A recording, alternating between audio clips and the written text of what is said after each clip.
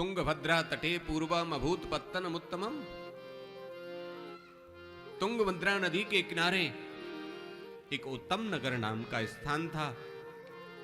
वहां एक तपस्वी तेजस्वी ब्राह्मण निवास करते थे जिनका नाम आत्मदेव था।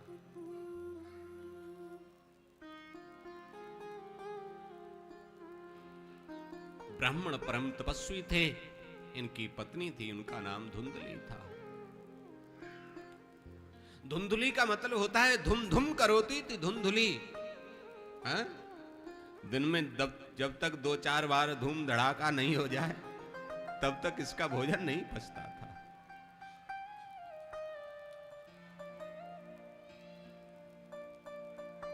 धीरे धीरे समय व्यतीत हो रहा था। गौ की सेवा इनके यहां होती थी, किंतु कुछ समय से गाय भी बांझ हो गई। इनके यहां भी कोई संतान नहीं है। घर में आंगन में तुलसा जी का वृक्ष था, वो भी सूख गया। दूसरा लगाया, वो भी सूख जाता है। तुलसा जी सूख रही हैं। अब तो पड़ोसियों की राय आनी शुरू हो गई। एक ने कहा, सुनो, तुम्हारे यहां कोई संतान नहीं है ना, इसलिए तुम्हारे यहां तुलसा जी सूख जाती है। तुम्हारे पितर तुमसे असंतुष्ट हैं, इसलिए तुम्हारे यहां जो गाय थी वो बांझ हो गई। तुम्हारे घर में तुलसा जी सूख रही हैं क्योंकि तुम्हारे यहां कोई संतान नहीं है। धुंधली ने आत्मदेव जी से कहा। आत्मदेव जी ने कहा, देवी क्यों चक्कर में पड़ती हो, भगवान का भजन करो, जैसे ठाकुर जी रखेंगे वही ठीक है। इन्होंने कहा, महाराज आप क्या जानो, संतान के सुख को, जिस घर में बच्चे की किलकारी नहीं गूंजे महाराज, वो आंगन सही नहीं है। बहुत जब कहा तो ये आत्मदेव जी निकल पड़े और एक नगीर के किनारे वृक्ष के नीचे बैठे हैं।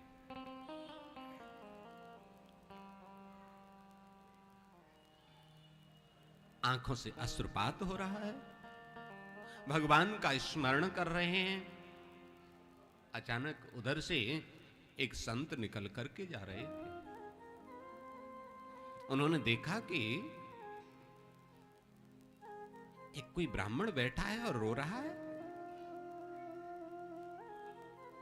मन नहीं माना तो पहुंच गए, क्योंकि संत का जो हृदय होता है ना, संत का हृदय तो बड़ा पवित्र होता है।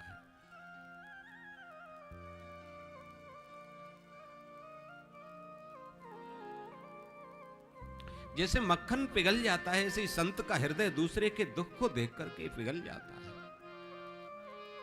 पर दुख द्रवहि संत सुपुनीता, दूसरे के दुख को देख करके संत द्रवित होते हैं। इनको दया आ गई और पूछ लिया, कथम रोदसी विप्रत्वम काते चिंता वलीयसी। अरे ब्राह्मण देवता, कथम रोदसी, क्यों रोते हो, तुम्हारे मन में क्या चिंता है। बदत्वम सत्वरम मह्यम स्वस्य दुःखस्य कारणम, तुम शीघ्र ही अपने दुख का कारण बताओ, क्या बात है, क्यों दुखी होते हो, क्यों परेशान हो।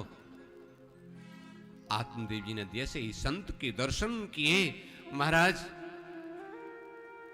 पैर पकड़ लिए, रोने लगे। बताओ तो सही महाराज, मेरे कोई संतान नहीं है, आप आशीर्वाद दो। संत ने देखा ध्यान लगा करके तो पता चला, अरे ब्राह्मण देवता, तुम इस जन्म की बात करते हो।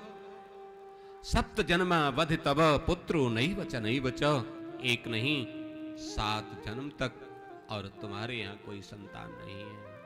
अब तो कसकर के पैर पकड़ लिए, महाराज आप कृपा करो, संत चाहें तो क्या नहीं कर सकते। ज्यादा जिद की तो इन्होंने अपनी झोली से एक फल निकाल करके दे दिया। ले जाओ, इस फल को खिला देना, अपनी पत्नी को संतान हो जाएगी।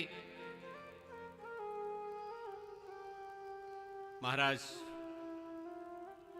फल ला करके दिया। धुंधली पहले तो बड़ी प्रसन्न हुई, किंतु फिर सोचने लगी, अगर वास्तव में इस फल को खाने से मैं गर्भवती हो गई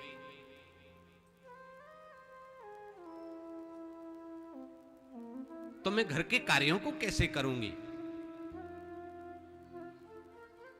अचानक कहीं आग लग गई तो मैं तो भाग भी नहीं पाऊंगी।